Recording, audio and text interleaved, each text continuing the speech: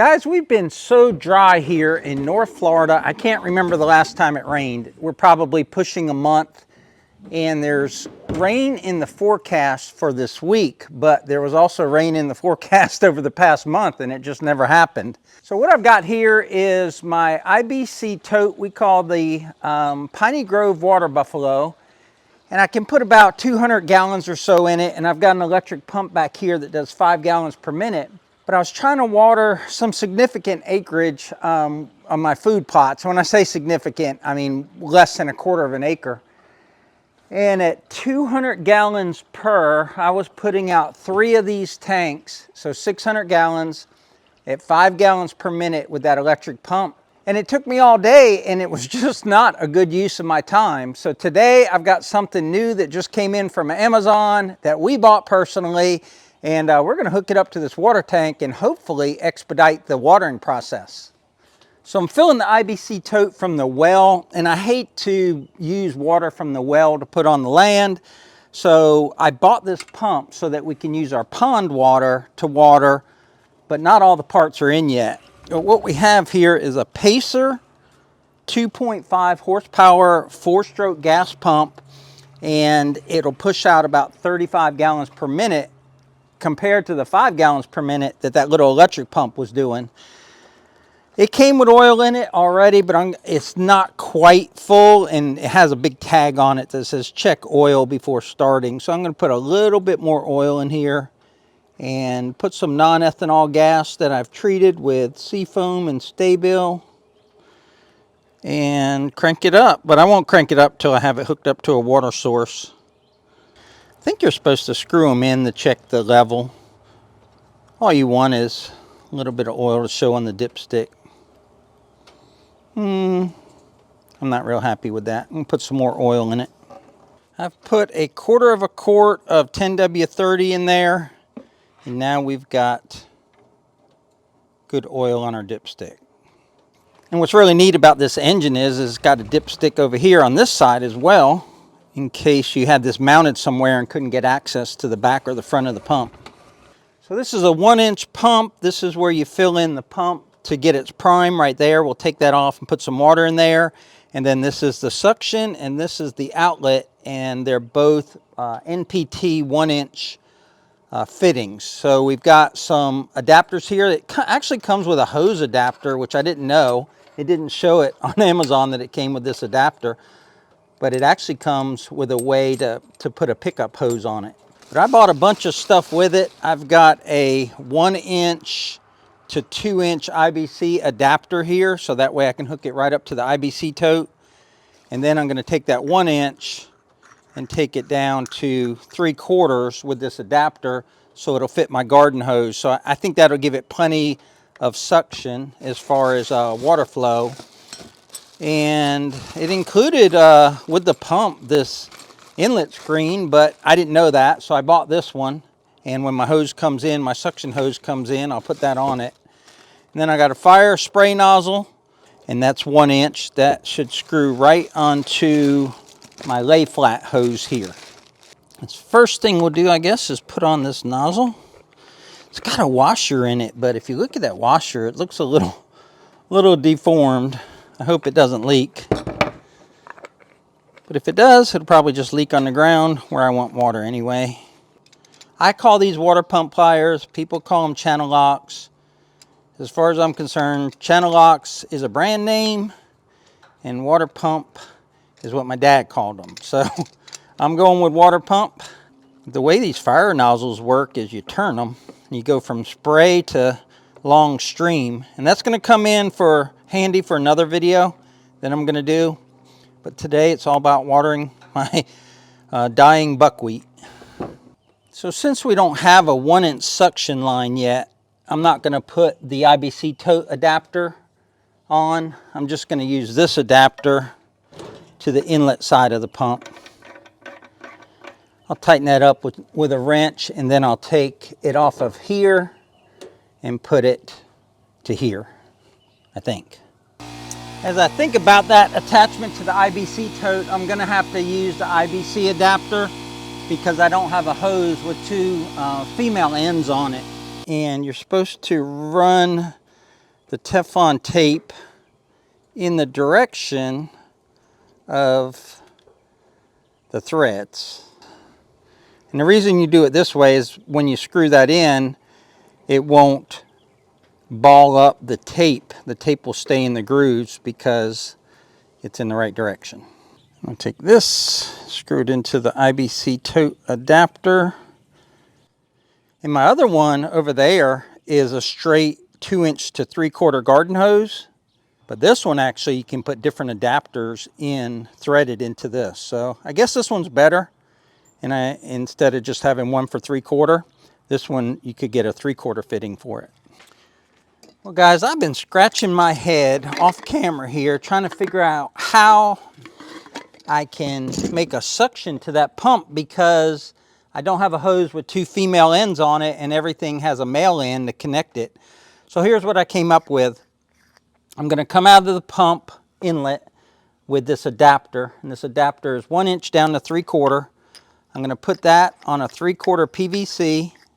Then I'm going to glue that PVC together and then reduce it back down to 3/4. And that's not optimal, because you want 1 inch feed into the pump, and I'm going to have 3/4 to a 1 inch gap here. I might even cut this a little bit and then back to 1 inch. So it's not perfect. I don't even know if it'll work, to be honest with you, but it's what I've got. And it's all because my whole shipment didn't come in, and I'm waiting for the suction line of the pump. And that's also what's preventing me from going down to the pond and getting pond water, which is what I really want to use to irrigate with, not well water. But anyway, that's where we're at. We're going to glue this together and see if it works. I've got it all glued together, and then I've got the brass inserted in here, the brass adapter. But look at the difference. So this is what's going to go into the pump. So you got a 1 inch inlet in the pump, but you got that small 3/4 inch hole. Then you got 1 inch in the center, and this end is bigger where it's sucking in from the IBC tote. So this is not optimal. This is not how you're supposed to do it, but it's all I've got. Optimally, you would have 1 inch coming out of there, 1 inch into there, and give the pump all the water that it needs so that it can achieve its, 35 gallons per minute output. But I don't have that. So this should work, but if the pump won't catch its prime, then we'll know that it didn't work. But all that because I have a female fitting here, or a female end here, and a male end here, and what I need is 2 female ends, and I could have went right to the pump. And also this is a 3/4 hose when you really want a 1 inch hose. So I'm just dealing with what I got because I don't have my complete order in yet. So I'm going to screw this on first, because this end doesn't have a swivel fitting like the other end, and I hope that's tight enough so it won't leak. And I'm not going to put Teflon on here because I'm hoping I can get this tight enough so it doesn't leak. So this is my whole adapter assembly. We'll put that on there, and all that did was take that 1 inch and give me a female 3/4 to hook this hose up to the IBC tote. This is the suction side, so it's got to be airtight or else it'll suction in air and then it won't catch its prime. I got 50 feet of 1 inch lay flat here. If you've never dealt with lay flat, it's just the best it's ever going to be is when you first buy it, and it's nicely rolled up by the factory and never looks like that again. See what I mean about lay flat? It's just not easy to deal with. Once it's full of water, it's better, but until then. Now this part should be really good because this was made for it. So that's the outlet side, and that's what I need for the inlet side, is I need a short piece of this hose to go right to the IBC tote, but I don't have that yet. Okay, that's tight. And I use 2 additives every time I fill up a small engine, and that's even a mower where you might go through 5 gallons of gas in a day. I'll still do it knowing that that gas is going to be fresh because I will have burned it all. And the next time I put in gas, I'll have fresh gas. I put Stabil storage in there to stabilize the gas in case the gas stays in there longer than I want. You always want to use fresh gas when you can. And I'm going to use Seafoam. Now this is a brand new engine, so it doesn't have any carbon buildup on it. but seafoam keeps the engine clean. You can also, or the cylinders clean, you can also put it in your oil. It'll help keep your crankcase clean around your bearings and stuff. And here's something interesting about Pacer. I bought this from Amazon, but I did go to the Pacer pump website, and they also have a marketplace on Amazon. And I said, hey, I'm going to buy your pump off of Amazon. Do you have a 1-inch suction kit? And they said, no. You can try Home Depot or Lowe's. So they sell big pumps, like 2-inch, 3-inch, 6-inch, 8-inch pumps. Pacer is a well-known pump brand. And they sell this 1-inch pump, but they don't sell any of this hose or this connection. So you're on your own with that. We got to put some water in the pump to help it catch its prime. So we'll turn on the valve from the IBC tote. Nope, we won't need to prime it because there's enough pressure in here that it back primed it and filled the pump with water. So I don't think it'll have any problem picking up water. I think it's actually going in the outlet hose as well. That PVC fitting to the hose is leaking. Looks like this is leaking. We'll see. It may not be able to hold its prime with all that leaks. It might want to suck in air. So we'll turn the switch on. There's the rabbit and the turtle. So that's fuel on. Choke is on. Let's try it with the choke off for the first pull. Started out first pull right out of the box. Oh, it's trying to pressurize. Man, that thing's nice. Started right up. Should have some water coming out here soon. I got the pump just idling, but the volume is immense right now. Like, that's all I need it to do. That'll empty that PVC or that IBC tote so quickly. Once I get the suction figured out, then this thing's really gonna go. That's pretty cool. I like it. I like this stuff right here. Like, even though it didn't come out perfect and I had to improvise, I like doing that. It's not inventing, because I'm not inventing anything new here, but I guess working out problems, finding solution to problems. I had to get the pump hooked up, and now we're going to solve another problem, which is not enough water on my small food plots.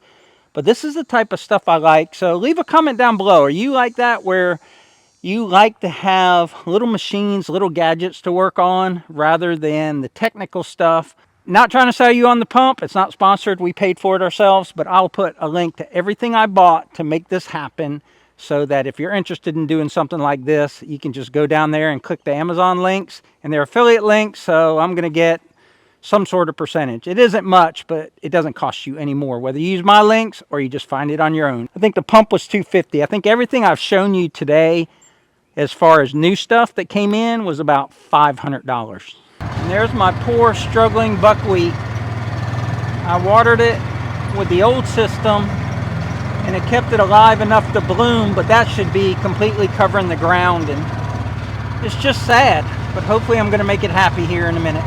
I'm going to go ahead and stretch the hose out. Now, one thing I am going to miss is how quiet that electric pump was, because I really like to be outdoors when it's quiet and just enjoy nature and all that. But I have to sacrifice a little bit today for this buckwheat. Look at that. My hose is there.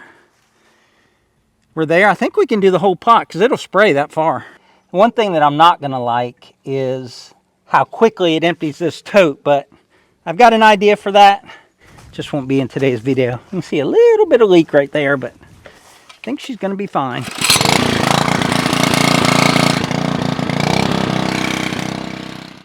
Oh, that's coming out so much more volume than that little electric pump.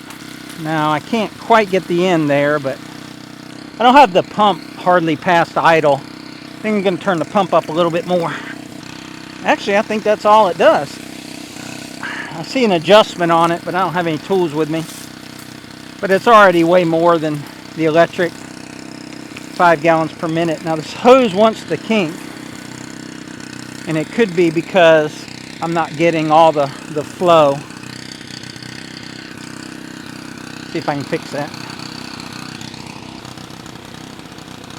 So it's not pumping out air, so that's good. It's telling me it's, you know, it's got its prime.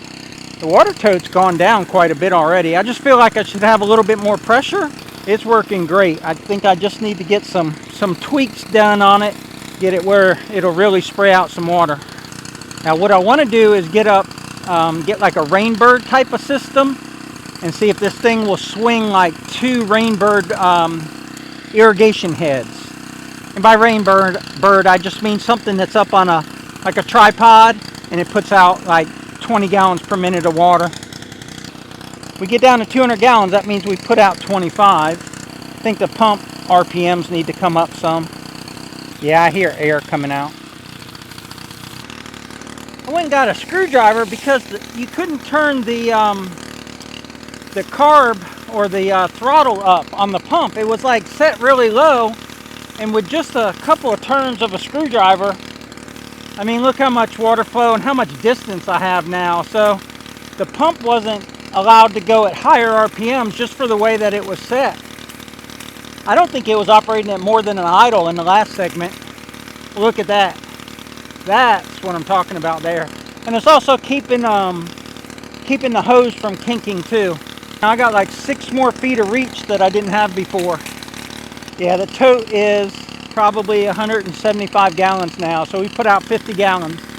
I think if I get a bigger water source, I can turn that pump up a little bit more. I think a better hose would be a regular 1-inch garden hose than this lay flat. This lay flat might work like to carry it long distances if you're going to keep it straight, but I don't think it's going to work too well for when you're moving it around and putting it in different positions like I am to water this.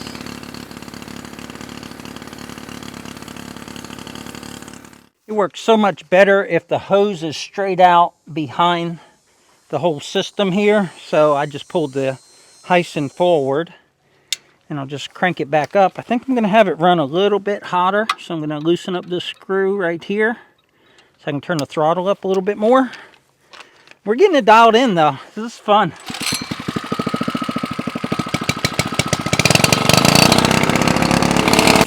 Definitely have a lot more pressure with the pump turned up more. I'm going to have to keep fiddling with it. It doesn't sound like it's running perfectly. Like I might have to do some air fuel adjustments on the carb. When the pump's revving up like that, this stay flat hose doesn't kink as much. It's just got higher pressure and it wants to stay round. But yeah, we started at 225 gallons and we're down to 75 now. This should take, I would say 600 gallons is what I should be putting out here. So I'm going to try and separate it into thirds, just really saturate it. I think 1 inch of rain is 8,000 gallons of water. And this is 600 gallons. So we'll put out around 1,800 gallons on this little plot of buckwheat. And you can see it's flowering. The last watering I did gave it just enough energy to go to white flowers, but it should be, 18 inches tall. We're down to 50 gallons. So since I've been talking, I put out 25 gallons. So it's definitely not coming out at 35 gallons per minute. So I think a lot of that has to do with the reduction on the suction side of the pump. Can't wait to come back here in an hour and see all of this wilted buckwheat just standing up tall and just soaking in all this water we're giving it. Just got back with the second filling of the IBC tote, and I made some corrections to my system off camera. I think we're going to see a big difference. So one of them is really simple. Let me show it to you. The sun's kind of bright, but right there it says on and off. Well, that sticker was where my finger is. And what that is the choke. So I thought I had the choke off, but I really had the choke on. And that's why the pump wouldn't run correctly. And also I put some Teflon tape here, and I put some Teflon tape on this brass to PVC fitting to reduce the leaks. It's still leaking a little bit, but I thought it was sucking air. That's why it wasn't pushing out as much water. But if I open this right here, which is where you prime the pump, you'll just see that the pressure from the IBC tote will just totally fill this cavity with water. So it has no, you can see it coming out. So there's no need to prime the pump because it's getting plenty of input pressure from the IBC tote. I keep wanting to say the PVC tote. But I got Miss Piney Grove here, so I'm going to put her on the end of the nozzle because she hasn't seen this setup yet. She's out here walking Bella. She can't walk through the iron clay peas, so she hops so she can get a little bit of elevation and let her nose work. She hops like a bunny, like Tigger. Yeah, that's a lot better, isn't it? Yeah, it puts out the water. Yeah, now we're getting, Deb's got the mic, but now we're getting a lot more pressure. I think we're now getting that 35 gallons per minute. This is night and day difference. So it's still, the hose still wants to kink. I got to get away from this lay flat hose. But I priced a 1-inch garden hose and it was $179 and the lay flat was like $49. But the lay flat, I guess if you had a lot higher pressure, it would tend to not kink.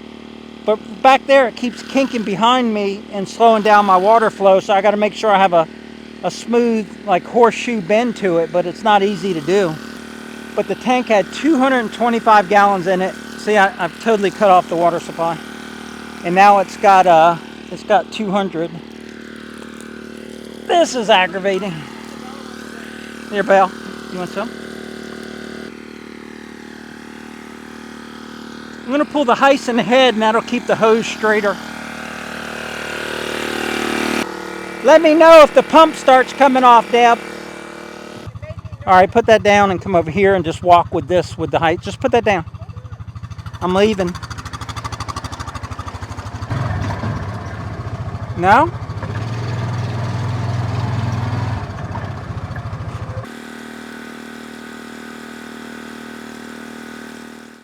I don't know if y'all have ever planted buckwheat before. Reseed. So if I can get some water on this and it goes to seed, then I can just disc it in and I'll get another crop out of it before I plant my fall food plots, not my fall food crops. Deer have been coming in here eating it a little bit, but it's dry, so they got other things that are better tasting. But this field, this little pot here is alive with the buzzing of bees. I can see butterflies, and I probably see 50 bees out here on this buckwheat, and that just makes me happy. We need bees to pollinate, and anything we can do to help them out is awesome. So when this tote is empty, that'll be 1,000 gallons I put out today, and I'm going to do 400 more after that. So I'll do 1,400 gallons. I talked about the lay flat hose and how I don't like that, but I'm going to keep it because for long distances, like if I need an extension to my discharge hose or something, then I'll use the lay flat. But I put on order a few minutes ago on Amazon a 50-foot 1-inch kink-free hose. There's a company out there, I saw it actually when I bought the pump, that specializes in these larger diameter hoses for farmers, and they actually have 1-inch with the 1-inch fittings on each side. It's $160 though, but when I looked at a fire equipment website, theirs was $160 too, plus shipping. So I think that's just the price you have to pay, and I think it's one of those lifetime investments. I think this hose will be, the hose that I get will be passed down to my children. As far as the pump, love the pump. It starts easy. You can see the pressure that it puts out. It's, I have nothing negative to say about the pump. We talked about the choke and the fact that the sticker was wrong on it, and I was choking it when I thought I wasn't, so it wasn't running correctly, but we got that problem solved. I need a better intake hose, but it's working fine. It's not cavitating or sending any air through the line, so it'll work as is, but it'll be better once I get the proper intake line, and that way I can put it in the tub of water as well as hook it to the bottom of the IBC tote. So that brings me to my last point, and that is the volume of water. This is a great setup. Highly recommended if you need it. You can use it for watering like I'm doing here on some remote little locations. You can also use it for fire suppression. So you could use this. This is a fire nozzle on here. So whenever we're doing controlled burns or when we're having to burn up some, big pieces of lumber or whatever, we can wet the area around it and just be really, really safe with fires. Bulk water. that is the problem. I'm going to empty this tote at 225 gallons in it. Just while I've been talking, it's pumped out 50 gallons. And the thing that takes the most time is filling it up from my well. And my well pump does 20 gallons per minute. So most of my time is eaten up sitting there waiting for my well to fill this. So hopefully we'll have a full pond next year when we fix the pond so it doesn't leak anymore. And I can put a 2-inch pump down there and fill it. But carting water, the amount of water you need to really irrigate or do something in a remote location, the volume of water is going to be the limiting factor. But that'll wrap it up. So until next time, y'all take care out there. And remember, life's short, tractor hard, and check out these 2 videos right here. They're totally awesome. Take care, guys. We'll catch you on the next one.